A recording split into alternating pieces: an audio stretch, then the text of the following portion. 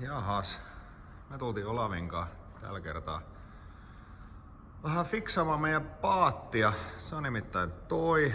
Ja meidän pitäisi nyt saada se jonkinnäköiseen laskukuntoon, kun tuossa ylihuomisen pitäisi laskea veteen. Nimittäin on jo huhtikuu.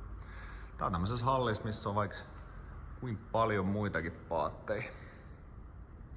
Se on tämmönen, ja meidän pitäisi nyt niin sanotusti vahata nää kyljet, vaikka se nyt näyttääkin, että ne on tosi kiiltäviä, mutta niihin pitäisi saada semmonen vielä liukkaampi kerros.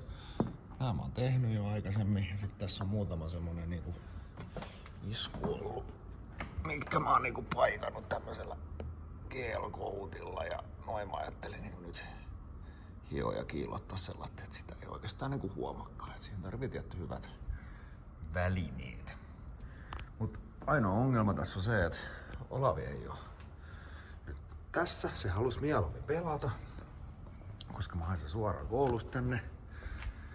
Ja hello!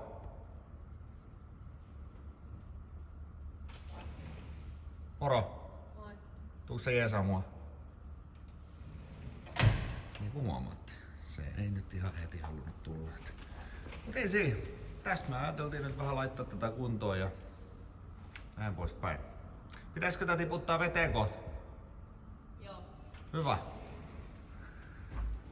Jeps, täällä on muutama muukin paatti, mitkä pitäisi tiputtaa veteen, mutta pidetään me nyt huoli tästä meidän omasta paatista. Ei mitään. Me voidaan sit heittää vähän videoa, kun ollaan tuolla vesillä, niin katsotaan miten tää paatti kulkee.